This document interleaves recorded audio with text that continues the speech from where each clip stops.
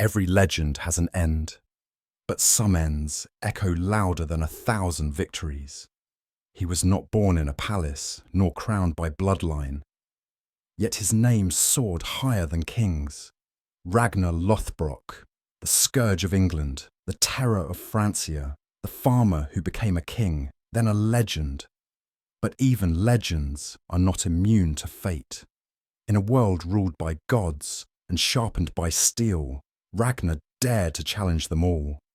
Kings, empires, and even the will of Odin himself.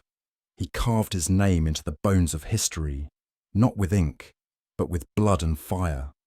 Yet his final chapter was not written on a battlefield. It was written in chains, in betrayal, in a pit of writhing serpents. This is not just the story of Ragnar's death. It is the unravelling of a life forged in defiance. It is the story of his last stand, of the prophecy he dared to fulfill, and of the storm his death would unleash across the Christian world. Because when Ragnar fell, his sons would rise. Welcome to the tragic fate of Ragnar Lothbrok. Before Ragnar Lothbrok was feared by kings or worshipped by poets, he was something no saga could glamorize. A farmer. His hands knew the earth, not the sword. He lived not in a hall of gold, but in a modest home in the wild lands of Scandinavia. Yet even then, there was something different about Ragnar. They said he dreamed too much, that he watched the sea like a man expecting it to speak back, that he listened more to the ravens than to men. But Ragnar was not mad. He was hungry. Hungry for more than ploughing fields. He was born in a time of great change, when the Norse people, driven by harsh winters and ever hungrier clans, looked outward beyond the fjords. And Ragnar, he looked farther than any of them. The making of a warrior, Ragnar's story, as passed down through sagas, is part history, part myth, and part divine whisper. He is said to be the son of the legendary king Sigurd Ring, and to have descended from Odin himself, though whether that's blood or belief hardly matters. In the Viking world, belief was as sharp as any sword. What made Ragnar different wasn't just his lineage or ambition, it was how he thought. He didn't just fight, he strategized. He didn't just kill, he inspired. While other jarls raided for loot, Ragnar sought legacy. The stories speak of how he earned his name Lothbrok, hairy breeches, by wearing trousers made from animal hides dipped in tar to protect himself while slaying a dragon serpent, possibly a metaphor for a berserker-like warrior or monstrous enemy. Whether true or not, the name stuck, and so did the myth. The first raids, Ragnar began small, a few ships, a few men, but every raid brought more followers, gold, glory, reputation. His tactics were revolutionary, hitting swift and hard along the coasts of England and Francia, using tides and rivers to his advantage, vanishing before armies could mount a defence. One of his earliest, most defining raids was on Lindisfarne, the holy island of Northumbria. The sacking of this Christian monastery in 793 AD was so brutal and shocking to the English that it's often considered the official start of the Viking Age. Whether Ragnar himself led this raid or not is debated, but in the sagas, he owns it, and it fits his pattern: go where no one else dares, strike where none expect. The monks cried to their god, but Odin, it seemed, was louder that day. Rise to power with each victory, Ragnar's legend grew, not just across the seas but back home. He became more than a raider. He became a king, not through inheritance but through force, charisma, and sheer audacity. He ruled lands in Denmark and Norway, yet his true kingdom was the sea. He took wives, Lagertha, the fierce shield maiden, and later Aslaug, daughter of a seer. His children would become legends in their own right. Bjorn Ironside, Ivar the Boneless, Sigurd Snake in the Eye, Hvitserk, Ubba, each with a story soaked in blood and ambition. But Ragnar, He still wasn't satisfied. Where other men raided, Ragnar sought to conquer. And there was one land he couldn't forget: England, not for gold, but for destiny. At the height of his power, Ragnar Lothbrok was no longer just a raider or a jarl. He was a king, crowned not by heritage, but by the sheer force of will. His name stirred awe and fear in equal measure. But even the most feared king is still a man, one with dreams, flaws, and a family that would shape the destiny of empires. The weight of the crown, Ragnar's rule, wasn't forged in peace. It was held together by blood and steel. To lead the Viking clans meant constantly proving strength, in battle, in council, in character. His rule spanned across parts of Denmark, Norway, and even extended influence into Sweden. But the crown weighed heavily. Ragnar wasn't just a warlord, he was a visionary, and vision often isolates. He saw a world beyond raiding. He imagined Viking settlements on fertile foreign lands, farms, not just battlefields, trade, not just plunder, a future, not just glory. But not all shared his dream. Many jarls saw him as too ambitious, too philosophical, even too weak for a Viking king. And while Ragnar wrestled with kingship, fate was already stirring beneath his feet. His sons, born of Saga and blood, Ragnar's children, were not just heirs. They were instruments of fate. From different wives came different sons, each moulded by their own destiny and their father's shadow. Bjorn Ironside, the fearless explorer. As strong as he was cunning, Bjorn would sail beyond the known world, carving his name into the Mediterranean. Ivar the Boneless, the cruelest and most brilliant of Ragnar's sons. Born with twisted legs, some said he was cursed. Others said he was blessed by the gods. He would become a warlord of terrifying renown. Sigurd's snake in the eye, marked at birth with a serpent in his iris, seen as a sign from Odin. Vetserk, wild and reckless, brave to a fault. Ubbe, steady and loyal, a bridge between his brothers. Ragnar loved his sons, but he feared what they might become. And as a father, he struggled to control the storm he had birthed. Fractures within Ragnar's marriage to Aslaug brought him children and sorrow. The sagas often contrast Aslaug with Lagertha, his first wife, a fierce shield maiden who fought at Ragnar's side. When Ragnar left Lagertha for Aslaug, it was said to be a turning point in his personal story, the moment where desire overruled wisdom. With Aslaug came seers, omens, and prophecy. She warned Ragnar against returning to England, told him that his doom awaited there. But Ragnar could not be swayed. He also grew distant from his sons, especially Ivar. Some stories tell of Ragnar resenting Ivar's deformities, others of Ragnar recognizing in him a dark brilliance that even he could not match. But there is no doubt, Ragnar loved them all fiercely, even if he did not always understand them. The thinker in the warrior, Ragnar was not just a killer. He was a seeker of knowledge, of meaning, of answers that axes could not provide. He questioned the gods. He challenged fate. He stood between the old world of blind faith and the new world of reason and ambition. This made him dangerous, not just to his enemies, but to his own people. Where others glorified Valhalla, Ragnar doubted. Where others blindly followed the seers, Ragnar asked, "What if the gods are not what we think?" He was a man ahead of his time, and for that, his time would eventually run out. Every king, no matter how mighty, makes enemies, and Ragnar Lothbrok had made many. As his fame spread across Europe, so too did the whisper of revenge. Kings and clerics who once saw him as a distant menace now plotted against him, sharpening swords and sermons alike. Ragnar's past victories had painted a target on his back, and fate was beginning to tighten its grip. England. The unfinished war. Ragnar had long coveted England. It wasn't just the wealth of the monasteries or the vulnerability of its fractured kingdoms. It was the challenge. The land was rich, the rulers proud, and the church powerful. Defeating the English wasn't just a strategic goal, it was symbolic. It meant outwitting kings and conquering the god of the cross. But Ragnar's early raids had left scars. The Northumbrians, Mercians, and Wessex kings had tasted his fury, and they remembered.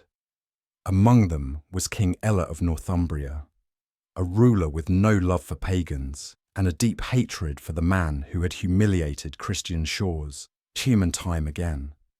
Ragnar's previous victories in England had not brought permanent conquest, and that haunted him. He wanted more than raids. He wanted dominion, to carve out a lasting Viking presence in Anglo-Saxon soil, something that had never been done before. But his enemies were waiting, a turning tide back home. Ragnar's star was fading. His age was catching up to him. His sons were becoming men of their own, strong, ambitious, and increasingly unwilling to live in his shadow. The once undisputed king now faced whispers of weakness. Many in his court began to question, has Ragnar lost his fire? The jarls who once stood at his side were now drawn to his sons, to younger warriors with untested but rising glory. And there were other dangers. Political fractures began to form. Allies became cautious. Rivals circled like wolves. Ragnar's visions of colonization, trade, and long-term strategy didn't sit well with those who preferred the simplicity of axe and plunder. Then came the famine. Crops failed. People suffered. The gods, they said, were punishing Ragnar for his arrogance, for doubting them, for flying too close to the Christian sun. And that was when Ragnar made his most fateful decision. Against all advice, against his wife, his seers, and even his sons, Ragnar set out once more for England, not with a mighty fleet or a vast army, but with just 2 ships. Why? Because Ragnar was not seeking victory, he was seeking clarity. Some say he sought death, a glorious one. Others believe he was playing a final, desperate gambit to rekindle his legend, to show his sons that he still burned brighter than any of them. But perhaps the real reason is simpler. Ragnar knew his time had come. He saw it in the stars, felt it in his bones, heard it in the silence of his gods. And so he sailed into destiny. Betrayal in Northumbria. Ragnar landed in England and was quickly captured. No great war, no final stand, just cold steel and iron chains. King Ella had him exactly where he wanted, but Ella was not content with a simple execution. He wanted to make Ragnar a symbol, a warning to all Norsemen, and so he chose a death as brutal as it was poetic. Ragnar was to die in a pit of serpents. But before that, Ella would humiliate him, parade him, break him, prove that even the mightiest Viking could be brought low. And yet, Ragnar did not break. In chains, in the mud, under the eyes of his enemies, Ragnar smiled. He knew something they didn't. He knew what would come next. Ragnar Lothbrok, once king, now prisoner. Shackled like a criminal, dragged across the mud-stained roads of Northumbria, the man who had torched kingdoms now walked among his enemies, but never beneath them. Even in defeat, Ragnar held himself with the dignity of a king. His enemies expected fear. They were met with silence. They mocked him with tales of Christian triumph, paraded him before crowds, spit in his face. Still, he smiled, because Ragnar's war was no longer fought with axes. It was being waged with memory. King Ella believed Ragnar's capture marked the end of an era, that he had broken the back of the Viking threat. But Ella didn't understand who Ragnar truly was. To the Saxons, Ragnar was a monster, a pagan invader who sacked their monasteries, butchered their priests, and burned their holy relics. But to the Norse, he was more than a man. He was a bridge to the divine, a chosen son of Odin, perhaps even fated for Valhalla. And Ragnar played that role to the end. He spoke calmly, poetically, and often cryptically. He quoted prophecies. He recited verses that chilled even his captors. One of the most famous lines he uttered, "How the little pigs would grunt if they knew how the old boar suffers." It wasn't just a taunt. It was a warning. His sons were out there. And when they heard what had been done to their father, no kingdom would stand. As Ragnar was held captive, he remained a stark contrast to everything Ella represented. Ragnar was raw, elemental, bound to the old gods. Gods of storm and death, not of mercy and resurrection. The Saxons couldn't understand him. To them, he was uncivilized, but Ragnar saw them as arrogant, hiding behind priests and crosses, believing their god would save them from the wrath of men like him, or his sons. In one version of the tale, a priest tried to convert him in his final days. Ragnar laughed. "If your god is so great, why am I still in chains?" The priest had no answer. Ragnar knew that even in captivity, his words could strike harder than any sword. He fed Ella just enough fear to let the man believe Ragnar had no real power left. And then he would whisper just enough prophecy to keep him awake at night. "They will come," Ragnar said once, "like wolves across the sea. You will hear their sails before you hear their voices. And when they speak, you will beg for silence." Whether these words were documented by terrified monks or simply passed down in terrified whispers, they stuck. Because in the end, everything Ragnar said came true. The day had come. Ragnar Lothbrok, the terror of the seas, breaker of kingdoms, the man whispered about in both Norse halls and Christian cloisters, was to be executed, but not by blade or fire.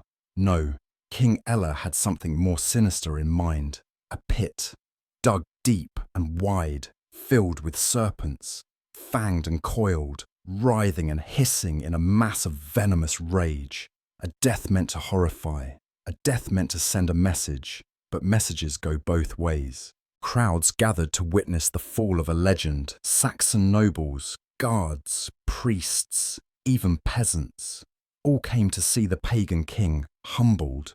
And yet, when Ragnar was brought forward, battered, chained, yet still walking tall, a strange silence fell over them.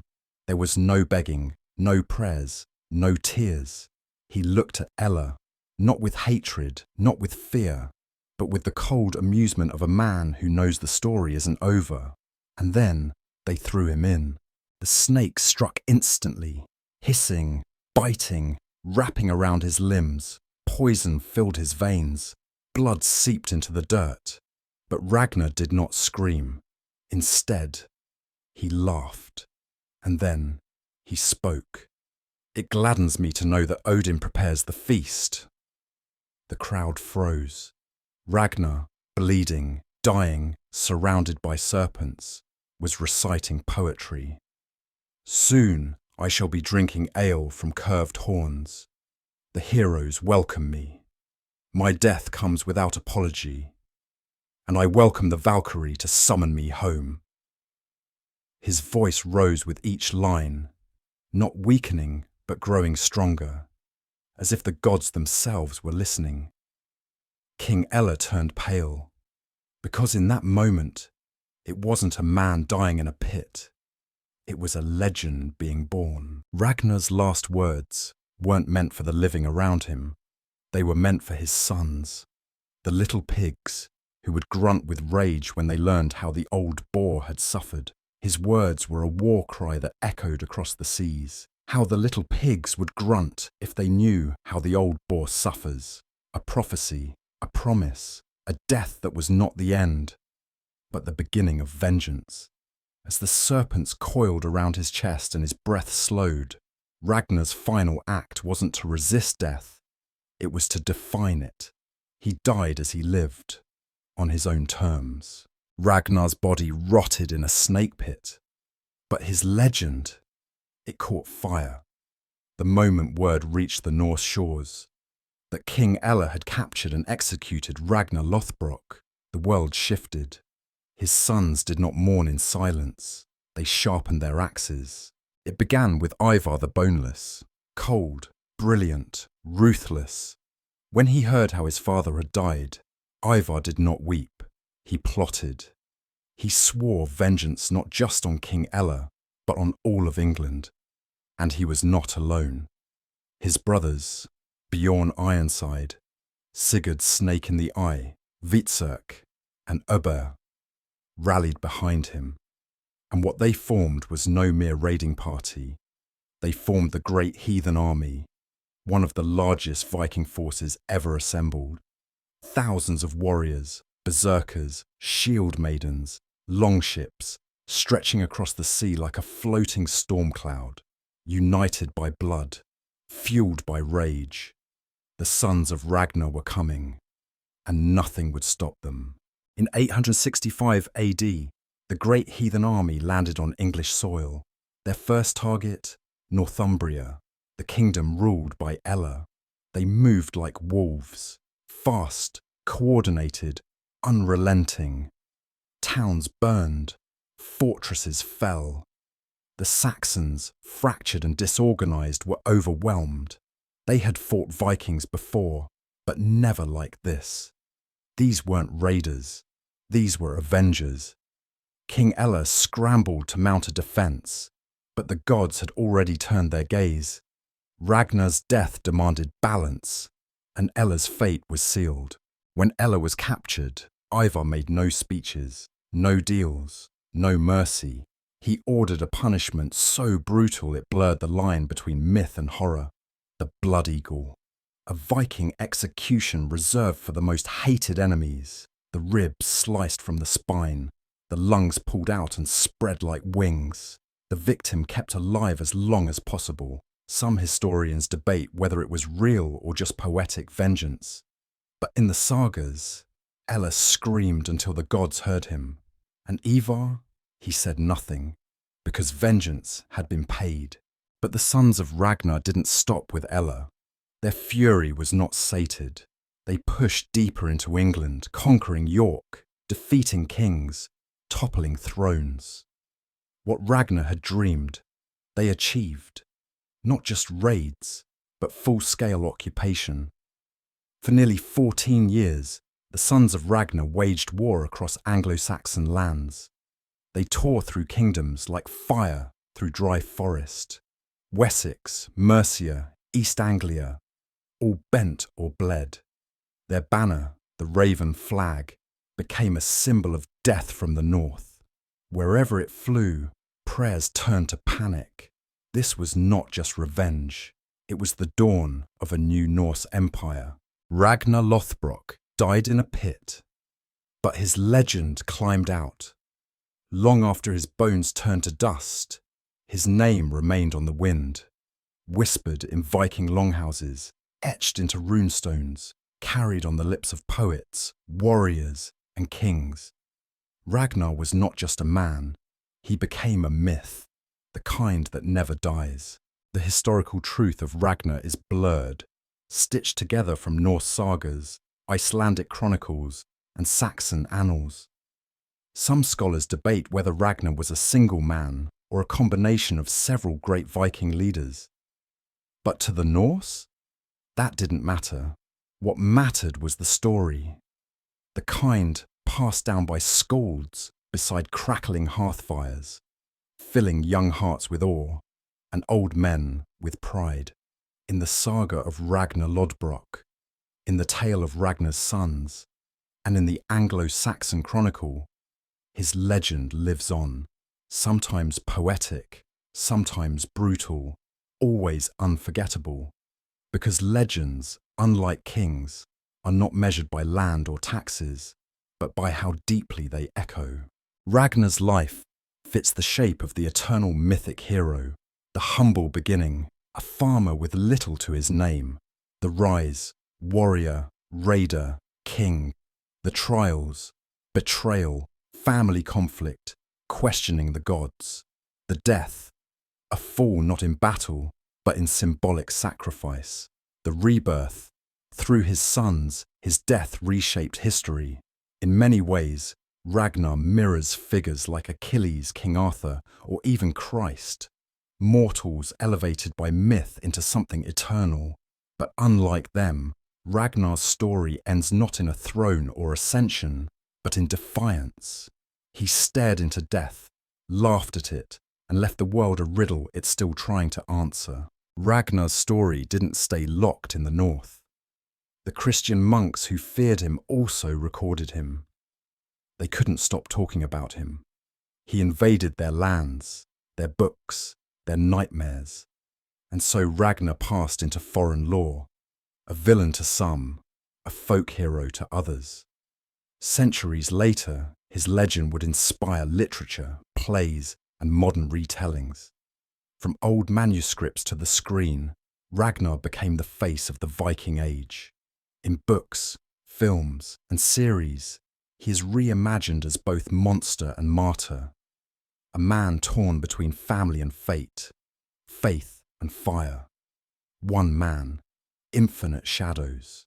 Ragnar's true legacy is not in gold or kingdoms. It's in the sons he raised, the world he challenged, and the questions he forced people to ask. Can a man defy the gods? Can you live as more than your fate? And how far will a father go to shape the future? He was not perfect. He doubted. He failed. He loved poorly. He ruled imperfectly. But that is what made him real, and what made him timeless. Because Ragnar Lothbrok wasn't just a Viking. He was a mirror for ambition, for defiance, for destiny. When Ragnar Lothbrok drew his last breath in the snake pit, something strange happened. A king died, but a legend was born, not in gold, not in land, but in memory, carved not into stone, but into story. For most men, death is the end. For Ragnar, it was a spark, the fire that would set the world ablaze. His execution did not silence him. It amplified him. It gave purpose to his sons. It united feuding jarls. It changed how Vikings saw themselves, not just as raiders of opportunity, but as claimants of destiny. Ragnar's death transformed the Viking Age. What came after him wasn't random chaos. It was retribution, and it reshaped Europe. Cities fell, kingdoms fractured, languages changed, borders were rewritten, and at the center of it all was a man who had once tilled the soil. So who was Ragnar? A farmer, a warrior, a king, a father, a philosopher, a heretic, a visionary. He believed in something bigger, not just gods or Valhalla, but in choice, in making your own path, even if it meant walking it alone. That's what made him dangerous, and that's what made him immortal. We are still drawn to Ragnar because he speaks to something deep within us. The refusal to go quietly, the courage to question fate, the fire to leave something behind. Not in statues, not in scrolls, but in stories. He reminds us that greatness isn't always clean or noble. It's messy, it's full of contradiction, it's human, and yet, somehow, it transcends. Ragnar Lothbrok was more than a Viking. He was an idea that one man, even against the will of kings, gods, or destiny itself, can still matter, can still change everything. If there's one truth Ragnar taught us, it's this. A man's death is not the end. It's the tale they tell afterward that lives on. And Ragnar's tale? It has only just begun.